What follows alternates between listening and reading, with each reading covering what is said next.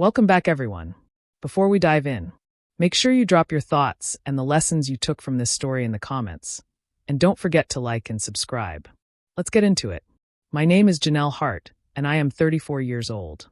3 months before my wedding, I found out my fiancé had been planning to marry me for money. I did not discover it because I followed him, searched his car, or hired anyone to watch him. I discovered it because my phone recorded the truth while I was in the shower. We lived in a townhouse in Silver Spring, Maryland, a house I had bought with my own savings before Bryson Phillips ever proposed. That night, the bathroom water was still running when my phone buzzed on the nightstand. I had left it face down on a wireless charger, and earlier, while trying to record a reminder about wedding flowers, I had accidentally started a voice memo. Because the phone was face down and the screen had dimmed, Bryson never saw the red recording bar. The app kept listening from the nightstand while he stood in our bedroom and spoke to another woman. When I came out wrapped in a towel, Bryson was already in bed with his back toward me, scrolling through his phone like nothing in the world was wrong. He asked, "Long day?" without looking up. I said, "The usual. I am exhausted." He told me to get some sleep. I reached for my phone because I wanted to play a meditation track before bed, and that was when I saw the file. A voice memo, 23 minutes long, created that night. I frowned because I did not remember recording anything. My thumb hovered over delete, but something made me press play. At first, there was only shower water and distant movement.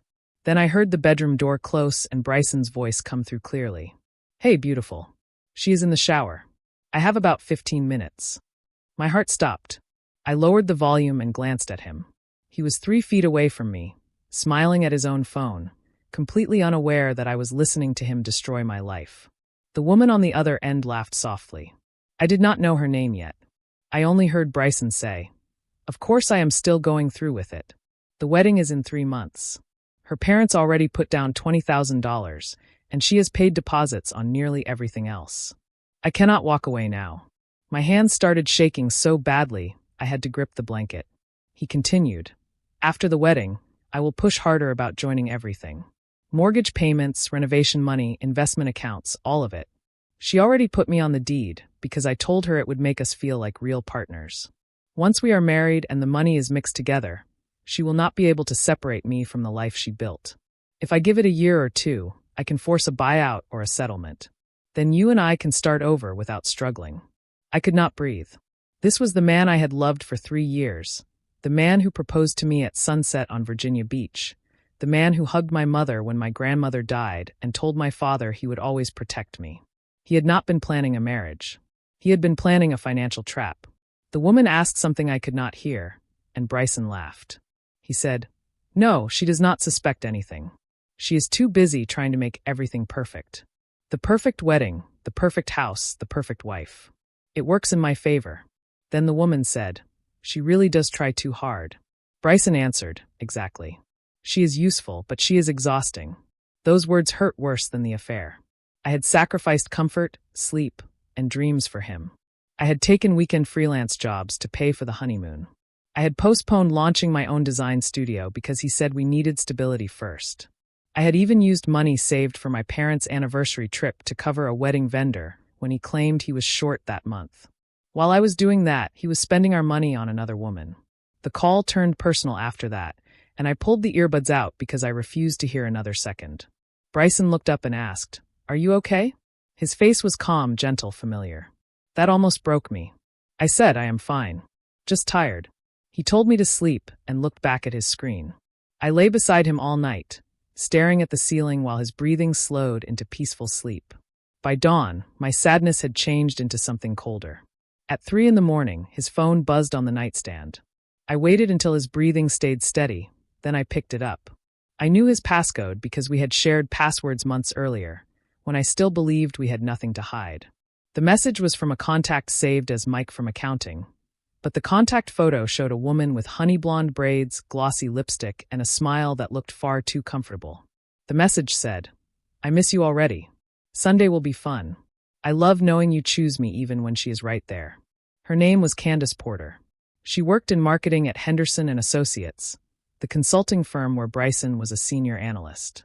I did not forward hundreds of private files to myself that night. I was angry, but I was not careless. I took screenshots of the clearest messages, the ones that mentioned the wedding, the money, the hotels, and the way Candace knew he was engaged.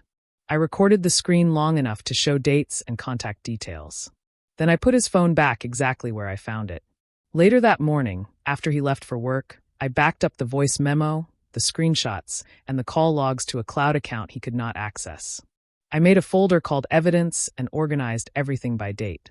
Only then did I open his laptop in the spare bedroom office. His email was already logged in, and the sent folder gave me the rest of the story. The emails were worse than the messages because they were not emotional mistakes. They were plans. Candace had sent listings for apartments in Baltimore and asked whether they would be able to afford a better place after Janelle's house problem was solved. Bryson had replied, "Be patient. Once the wedding happens, I will have leverage." There were receipts from restaurants in Georgetown, hotels near the Inner Harbor, spa appointments, and a necklace he bought her for $2,000. I recognized the necklace because I had admired the same one in a store window weeks earlier. Bryson had told me we could not waste money on jewelry because every extra dollar needed to go toward the wedding. He had smiled when he said it. I had agreed because I thought we were building a future together. In February, while I stayed home working overtime on a campaign, he took Candace to a mandatory conference in Philadelphia and charged the hotel to our joint credit card. The card was paid mostly from my income. I called in sick to the design firm where I worked in Washington, D.C. I had used only 2 sick days in 3 years, but that morning I could not sit in a conference room and discuss typography while my life was collapsing. I drove to the bank first. A financial advisor named Grace Ellison helped me separate what was mine from what was joint. I opened a checking account in my name only, moved my paycheck deposit, and transferred half of the joint savings, keeping careful notes so nobody could accuse me of hiding money. Grace said, "If both names are on an account, both people have access but document every move." When I asked about the house, she did not pretend it was simple. She said, "If his name is on the deed, you need a lawyer. Do not rely on advice from anyone who tells you this can be fixed with one phone call." The house was the part that made me feel most ashamed. I had bought it 2 years earlier with money I saved before I met Bryson. 6 months before he proposed, he started saying he felt like a guest in my life. He said, "How can I build a future with you if the place we live in will never feel like ours?" I told him I had paid the down payment alone. He said that was exactly why adding him would mean so much. He promised to pay half the mortgage, and he did, but the down payment, repairs, furniture, and most of the upgrades came from me. I added him to the deed because I thought love required proof. Looking back, I understood that he had been teaching me to confuse trust with surrender. The next morning, I met with attorney Valencia Hammond in a glass building near downtown Bethesda. She had sharp eyes, silver-streaked hair, and the calm presence of someone who had watched many people walk in broken and leave with a plan. I told her everything. I played parts of the recording, showed her the screenshots, the receipts, the credit card statements, and the emails. She listened without interrupting. When I finished, she said, "You are not married yet. That helps. But the house is still serious because his name is on the deed.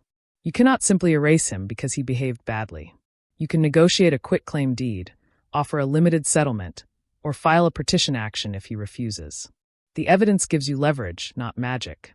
I appreciated that. I did not need a fantasy. I needed a strategy.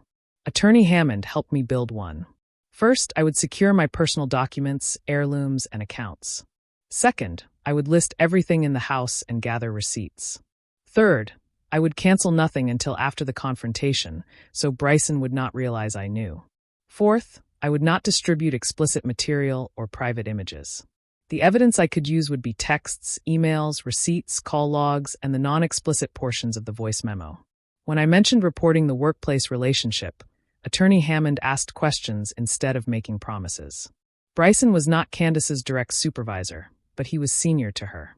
More importantly, they had used company email, company travel, and company time while hiding a relationship that created a conflict on client projects. She said, "Human resources may investigate. They may discipline them. They may do nothing. You send only relevant proof and let the company handle its own process." I wanted to expose him at my father's 65th birthday dinner 2 weeks later. Attorney Hammond warned me to be careful. She said, "You can correct the story before he controls it, but do not threaten violence, do not lie, and do not demand things you cannot legally enforce." Ask him to leave for the night. Have somewhere safe to stay. Let the property issue go through council. My best friend, Denise Wallace, had a different opinion. When I told her everything at her apartment in Northwest Washington, she stared at me for several seconds and said, "I knew that man was too polished." I asked why she had not said anything. She said, "Would you have listened?" I admitted I probably would not have. Then she poured tea instead of wine because she said I needed a clear head. And she said, "We can be angry later. Right now, we make sure he cannot turn you into the villain." For 2 weeks, I performed the role of a happy bride. I kissed Bryson goodbye. I asked about work. I answered his mother Valerie's questions about rehearsal dinner flowers and seating cards. Valerie had always treated me like a daughter, and lying to her hurt, but telling her too early would risk everything reaching Bryson. Every day felt like holding glass in my mouth. Sometimes he came home smelling like unfamiliar perfume. Sometimes he texted Candace while sitting beside me on the couch. Once, he asked me to approve a higher wedding photography package because, he said, "Your parents want this day to look special."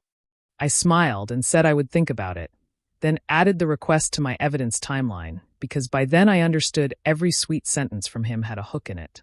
The birthday dinner was held in a private room at a restaurant near Baltimore's Inner Harbor.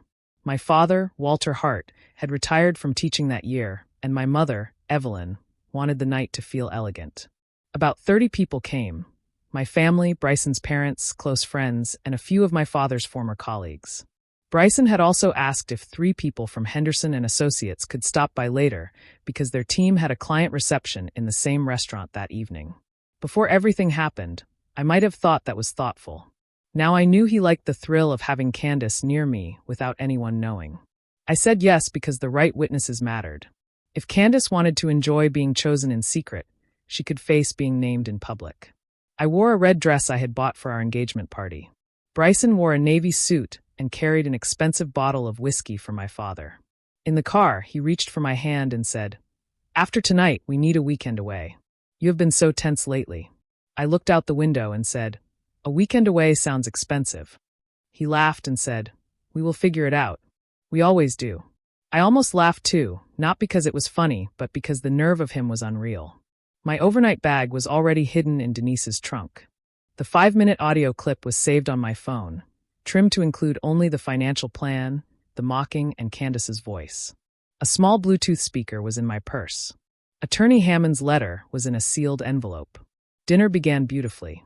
My father laughed at every joke. My mother corrected the waitstaff with the gentle authority she used on everyone, and Valerie Phillips kept touching my arm and telling me how happy she was to have both families together. Bryson played his part perfectly. He complimented the food, praised my father, and kissed my temple in front of everyone. Halfway through dinner, his co-workers arrived from the reception next door. 2 men came in first, then Candace. She wore a cream suit, gold earrings, and honey blonde braids pulled over one shoulder. She greeted Bryson with a professional handshake, but her smile lingered. When she turned to me, she said, "You must be Janelle. I have heard so much about you." I shook her hand and said, "I have heard enough about you too." Her eyes flickered, but she recovered quickly. Before cake, I stood. My knees felt weak, but my voice came out steady. I said, "Before we celebrate my father, I need to share something important with everyone in this room. I am sorry to do it tonight, Dad, but I will not let another family event be built around a lie." Bryson frowned and said, "Janelle, what are you doing?" I set the speaker on the table and said, 2 weeks ago, my phone accidentally recorded a conversation while I was in the shower. I found out that my fiancé was planning to marry me, tie himself deeper into my finances, and divorce me later for a payout. I also found out the woman helping him do it is standing in this room. Candace froze. Bryson whispered, "Do not press play." I pressed play. The water from the shower came first, then Bryson's voice. "She is in the shower. I have about 15 minutes. The room went silent. Then came the part about the wedding deposits. My mother covered her mouth. My father's smile disappeared so completely it was like the room lost heat. The recording continued into Bryson explaining the house, the accounts, and the plan to wait 1 or 2 years. Then Candace's voice came through, clear and amused. "She really does try too hard." Bryson said I was useful but exhausting. Valerie made a broken sound. Thomas Phillips stared at his son with a look I will never forget. The two co-workers stepped back from Candace as if distance could protect them from what they were hearing. When the clip ended, nobody moved. Bryson stood so quickly his chair struck the wall. He said, "That is taken out of context." I looked at him and said, "What context makes financial manipulation sound better?" My father rose slowly. He said, "You sat at my table, accepted my family's money, and planned to rob my daughter." Bryson said, "Mr. Hart, please let me explain." My mother said, "Do not speak to him. You have already said enough." Valerie was crying openly. Thomas put a hand on her shoulder, but kept his eyes on Bryson. He said, "I raised you better than this. At least I thought I did." Bryson looked around for support and found none. Then Candace tried to save herself. She said, "He told me the relationship was basically over." I turned to her and said, "You were on that recording laughing while he discussed the wedding. You texted him that you loved knowing he chose you even when I was right there. Do not stand in front of my parents and pretend you were confused." Her face tightened. One of Bryson's co-workers, a quiet man named Preston, said, "Candace, you knew they were engaged." Everybody at the office knew. That mattered. It was not just my word anymore. Candace looked at Bryson and said, "You told me you had it handled." That was the closest thing to honesty she gave all night, and it exposed her more than any apology could have. I pulled the sealed envelope from my purse and placed it on the table in front of Bryson. I said, "The engagement is over. The wedding is canceled. Attorney Hammond will contact you about the house. Because your name is on the deed, this will be handled legally. I am asking you to stay somewhere else tonight while we begin that process. I packed an overnight bag for you. It is in the trunk of your father's car because I did not want a scene at the house." Bryson's face turned red. He said, "You cannot kick me out of my own house." I said, "I am not pretending the law is simple. I am telling you that if you come back tonight, my parents and Denise will be there, and all communication after that goes through counsel. You wanted leverage. Now I have mine." He took one step toward me. Both fathers moved at once. My father stepped between us, and Thomas grabbed Bryson's arm. Thomas said, "Do not make this worse." Bryson jerked away and said, "All of you are acting like I killed somebody." My mother said, "No. You tried to marry someone you did not love, so you could take what she built. That is enough." Denise stood near the door with her phone in her hand and said, "The next bad decision you make gets documented too." Bryson looked at Candace, but she would not meet his eyes. He grabbed his coat, took his keys, and left the private room. He had driven separately from work before meeting me at the restaurant. So he took his own car and peeled out of the parking lot like a man still trying to perform power while losing all of it. Candace tried to leave quietly, but I stopped her with one sentence.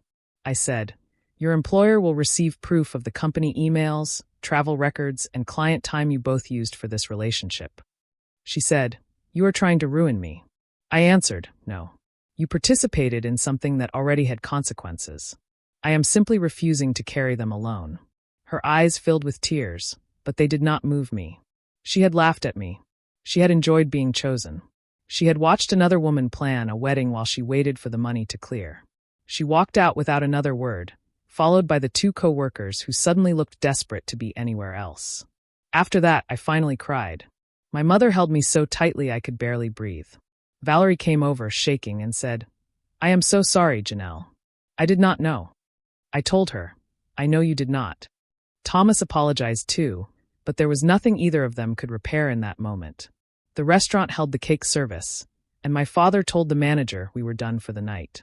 I thought he might be angry that I had ruined his birthday, but he kissed my forehead and said, "You did not ruin anything. You gave me the gift of knowing my daughter is safe before she made the biggest mistake of her life." Denise drove me back to her apartment. I blocked Bryson's number before we reached the highway. The next morning, I sent Henderson and Associates a careful email. I did not attach anything explicit or emotional. I included screenshots showing the undisclosed relationship, company email misuse, hotel charges tied to business travel, and messages about meeting during client hours. I wrote that I believed the conduct violated their ethics and conflict of interest policies, and I left the rest to them. Their response did not come with a dramatic termination notice. It came as a professional acknowledgement, saying they would review the information and could not discuss personnel matters with me. That was realistic, and honestly, it was enough. The consequences started anyway. By Monday afternoon, Bryson had been placed on leave. By the end of the week, so had Candace. Within a month, I heard through Preston that Bryson had resigned before the investigation closed, and Candace was terminated after the company found she had used client time and company systems to hide the relationship. She also lost a promotion she had been expecting. The house fight took longer. Bryson did not walk into Attorney Hammond's office and sign the quitclaim deed like a guilty man in a movie. He resisted. He hired his own lawyer. He argued that he had paid half the mortgage and deserved compensation. Attorney Hammond expected that. She showed his lawyer the down payment records, the receipts for repairs, the credit card charges for Candace, the wedding money he had knowingly encouraged my parents to spend, and the recording where he described the house as leverage. My parents chose not to sue him, but their attorney sent a demand letter for the deposits they lost because of fraud. That letter changed the tone of negotiations. Thomas also pressured him privately, not by threatening him, but by telling him he would not protect him from the consequences of his choices. In the end, we settled. I agreed to credit Bryson for a portion of documented mortgage payments after subtracting unauthorized joint credit card charges connected to Candace. He signed the quitclaim deed. He gave up any claim to the furniture I had purchased, repaid part of the card balance through a payment plan, and agreed in writing not to contact me except through counsel. It was not instant, and it was not painless. I spent weeks sleeping on Denise's pull-out sofa while lawyers traded documents. I cried in grocery store parking lots. I changed passwords, canceled vendors, returned gifts, and watched my mother quietly pack away wedding decorations she had been excited to use. But every hard step moved me farther from Bryson and closer to my own life. 3 months after the confrontation, I stood in my living room alone. The deed had been recorded. The locks had been changed legally after the settlement. The house was mine again, not just because a document said so, but because I had taken back the meaning of every room. I replaced the couch Bryson had chosen. I painted the spare bedroom a deep green and turned it into a real office. I took the money I had been saving for a honeymoon and used part of it for a professional design conference in Chicago, the same kind of trip I had once skipped because Bryson said we had to be practical. At work, my focus returned sharper than before. My boss, Sandra, noticed.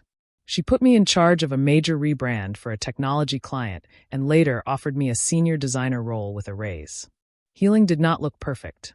I went to therapy with Dr. Michelle Howard because I did not want Bryson's betrayal living in my body forever. Some weeks I was calm. Some weeks I hated him again. Dr. Howard told me, "Your anger is not the problem. The problem would be letting it make decisions for you after it has already protected you." That stayed with me. I joined a kickboxing class because I needed somewhere to put all the energy that had once gone into wedding planning. I saw Valerie and Thomas once for coffee because they asked, and because I still cared about them. It was awkward at first. Valerie asked if I was comfortable hearing anything about Bryson before she mentioned him. I told her I was not ready, and she respected that. Boundaries made even kindness safer. 8 months after the breakup, I attended a design conference in Chicago and met Quentin Foster, an illustrator from Philadelphia. He was talented, thoughtful, and slightly too attached to color-coded calendars. The first thing he did that annoyed me was reschedule coffee twice because he had underestimated a client deadline. The old version of me might have ignored that irritation and called it patience. The new version told him directly, "My time matters to me." Quentin looked embarrassed and said, "You are right. I am sorry. I overcommit, and I should have told you sooner." Then he fixed it. That was what made me trust him slowly, not perfection, but accountability. We collaborated on a branding project, and he listened when I disagreed. He challenged my ideas without dismissing them. He made me laugh without making me feel small. I told Quentin about Bryson before we ever went on a real date. We were sitting in a quiet coffee shop after a client meeting when he asked, "Is it all right if I ask what happened with your engagement?" I said, he cheated, but the affair was not the worst part. He planned to marry me for financial leverage and divorce me later. I found out 3 months before the wedding. Quentin's expression changed, but he did not rush to rescue me with dramatic promises. He said, "I am sorry. That is a terrible thing to survive." I said, "I did survive it." He nodded and said, "I can see that." That simple answer meant more than a speech. When he asked me out months later, I said yes with conditions. I told him I needed slow, honest, and steady.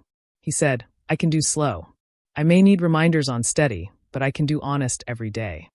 18 months after I found the recording, I left my corporate job and launched Heart Creative Studio from the office I had painted green. It was not a sudden miracle. I had saved for a year, built a client list, completed weekend projects, and gotten referrals from Sandra and Quentin. Some days were terrifying. Some months were tight. But the first time a client paid an invoice addressed to my own company, I sat at my desk and cried. Not because I needed anyone to see me win, but because I remembered the night Bryson called me useful. He had seen my discipline, my money, my family, and my love as tools for his escape plan. Now those same qualities belonged to me again. My first revenge had been exposure. My real victory was ownership. On the night I celebrated my first major studio contract, I invited my parents, Denise, Sandra, Quentin, Valerie, and Thomas to a small dinner in Washington, D.C. Not 50 people, not a grand speech, not a performance. Just the people who had helped me stand back up. My father raised a glass and said, "To Janelle, who kept her house, protected her peace, and built something nobody can take from her." My mother cried, of course. Denise said, "I would like credit for the sofa that carried the early recovery period." Everyone laughed. Valerie squeezed my hand and said, "Thank you for still allowing us to know you." I said, "You loved me honestly. That still counts." Thomas looked away for a moment, and I let him have his emotion privately. Later that night, Quentin walked me to my car. He handed me a framed illustration he had made himself. It showed a woman standing in front of a house at sunrise, one hand on the door, the other holding a set of keys. Behind her, the shadows were falling away. On the back he had written, "For Janelle, who did not just survive the fire. She bought the land, rebuilt the house, and opened the door herself." I laughed through tears and said, "You are very dramatic." Quentin said, "Only in writing. In real life, I am extremely practical." I said, "You rescheduled coffee twice." He said, "And I have been humbled ever since." I kissed him because he complimented my life without trying to become the center of it. Bryson became irrelevant slowly, then all at once. I heard he moved to a smaller apartment outside Baltimore. I heard Candace had trouble finding another marketing role after Henderson and Associates refused to give her a clean reference.